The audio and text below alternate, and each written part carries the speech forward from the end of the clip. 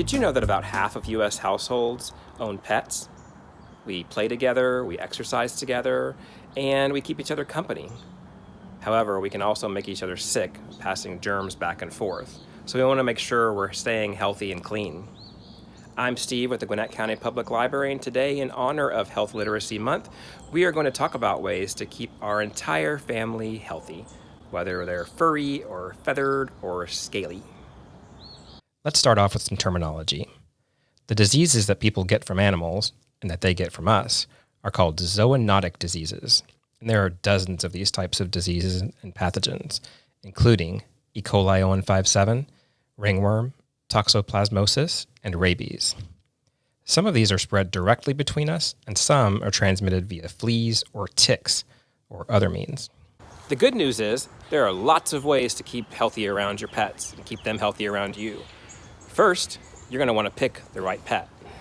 Children 5 years of age or younger should avoid having pet reptiles, amphibians, or backyard poultry because they require special care and handling to avoid harmful germs like salmonella that can cause serious illness, and young children's immune systems are still developing. Pregnant women should avoid adopting a new cat or handling stray cats because they can carry parasites that can cause birth defects. If you're pregnant and already have a cat, there's no need to give them up. Just have someone else clean out the litter box for a while. If you're going to get a less traditional pet, like a fish or a reptile or a rodent, you'll want to make sure you're taking special precautions. Fish are usually safe to keep as pets as long as you keep their tanks cleaned and wash your hands anytime you need to reach into the tank. Birds are often highly intelligent and social and have very long lifetimes, so keep that in mind if you're thinking of adopting one of them. If you're keeping backyard poultry for the eggs, be extra careful to wash your hands immediately after handling the birds or the eggs. Be sure to refrigerate the eggs you collect to keep them fresh and germ-free and throw out any that are cracked. Many local governments have ordinances against owning certain birds or restrictions on their noise levels, so research that also when choosing a bird as a pet.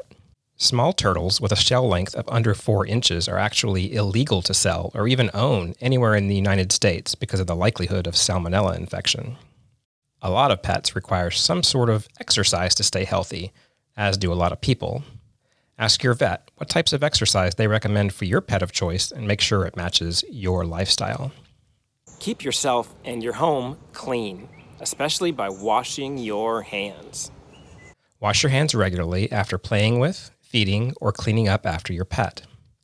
At the very least, you should be washing your hands before preparing or consuming a meal or drink. Soap and water are always the best way to wash your hands, but if running water is not available, you can use hand sanitizer. Remember, you want to wash your hands for a minimum of 20 seconds. The easiest way to keep track of that time is to sing the happy birthday song all the way through twice. Pets can contaminate surfaces in your home with germs, and not only when you're touching them. You can help prevent the spread of germs by keeping pets and their supplies out of the kitchen, no matter how much they may be tempted by what you're cooking. And you can disinfect their habitat, toys, and supplies often, and when you do, try to do it outside whenever possible. If you need to clean them indoors, use a laundry sink or bathtub and disinfect it after. Don't ever clean their food dishes or other supplies in your kitchen or bathroom sinks, or with the same sponges or cloths that you use to clean your own things. If you want to put them in the dishwasher, just be sure it's running at a high temperature. We don't like to think about our pet's waste, but make sure you pick up your dog's poop outside, clean out your cat's litter box, and clean the cages or habitats for your pet rodents, birds, and reptiles. When cleaning out those cages and habitats, be sure to wear gloves. Don't just keep their stuff clean, but also keep their food and water clean. Keep dry foods in a sealed container to keep away bugs and to keep it fresh and tasty for your pet. Avoid feeding your pet raw foods, which can have a lot of germs that will also make you sick. Make sure your pet has plenty of water on hand, especially after exercising or being outside on a hot day, and you should give them clean water at least once a day. Pets, of course, are parts of our families, but we need to remember that they are animals, and so we need to play and act safely around them. Bites and scratches from any kind of animal can be dangerous and can lead to infections, so make sure you clean up well after those.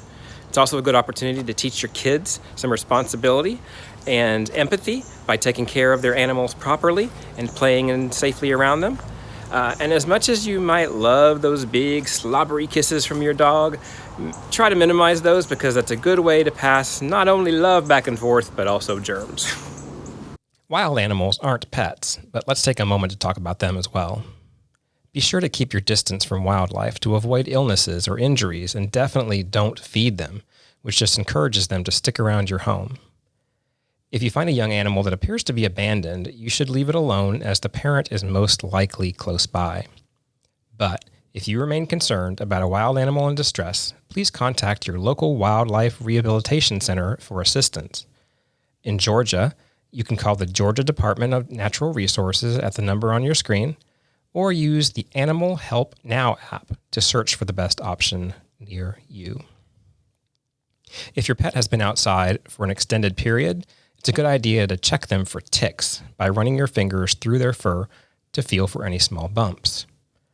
If you find a tick, remove it immediately, as they can transmit serious diseases like Lyme disease.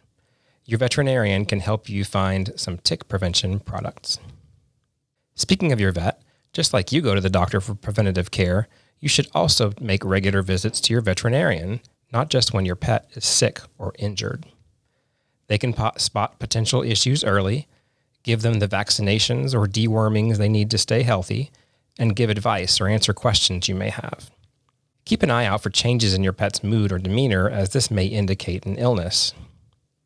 If your pet does appear to be ill, do not give them antibiotics without consulting your vet.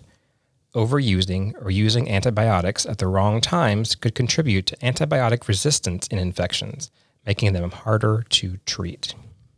If you want to learn more about pet health, check out one of these books from your local library, or click over to cdc.gov/healthypets for even more information.